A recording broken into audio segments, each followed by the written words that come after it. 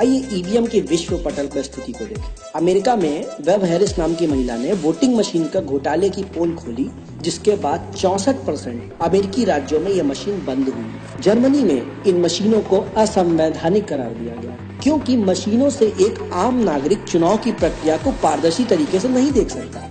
Ireland में इन मशीनों को कूड़े के भाव फेंक दिया गया, क्योंकि इनसे प्रजातंत्र की हत्या होती है। केवल भारत, नाइजीरिया, वेनेजुएला, यूक्रेन जैसे गरीब या विकासशील देशों में ही चुनाव में ईवीएम का प्रयोग हो रहा है। भूटान, नेपाल, पाकिस्तान, कंबोडिया आदि अन्य गरीब देशों में इन्हें लगाने की योजना चल रही है। जरा सोचिए क्यों?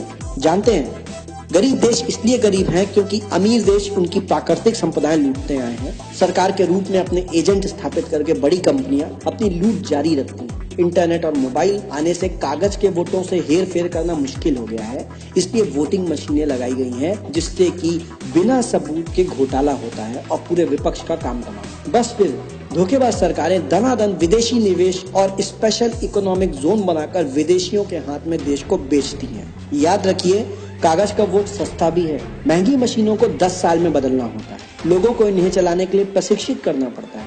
अगर कागज की पर्ची लगाई जाए तो खर्चा अलग। इसलिए ये कहना कि कागज का वोट महंगा है सरासर झूठ है। इस तरह ये भी झूठ है कि बैलेट में बहुत कागज लगता है। 5 साल में बैलेट में जितना कागज लगता है, उतना हम एक दिन में अखबार छापने में खर्च कर देते हैं। कागज बचाना है तो कहीं और बचाया जा सकता है।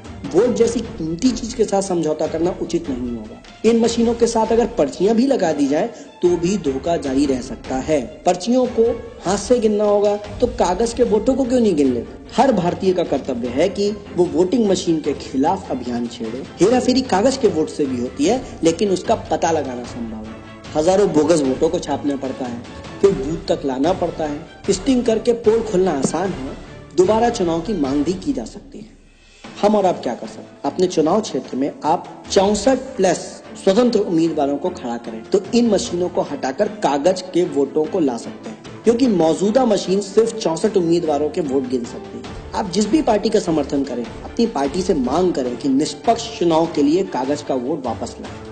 साथ ही अपने परिवार, मित्र, मोहल्लों में ज्यादा से ज्यादा लोगों को इस मुद्दे पर जागरूक करें और सोशल मीडिया पर शेयर करें। ये देश हमारा है और हम इस देश के भाग्य विधाता हैं, और अपने हक की लड़ाई हमें खुद ही लड़नी होगी। लोकतंत्र को व्यवसाय समझने वाले लोग आपको कभी इस मुद्दे पर एकजुट नहीं होने देंगे, क्योंकि यही उनकी ताकत है। इसकी पहल आपको ही करनी होगी और अंजाम तक आपको ही ले जाना होगा। तभी हम गर्व कर सकेंगे कि भारत एक लोकतांत्रिक देश है। जय हिंद, जय Bharat. Well, in the words of Stalin, he says, those who cast the votes decide nothing.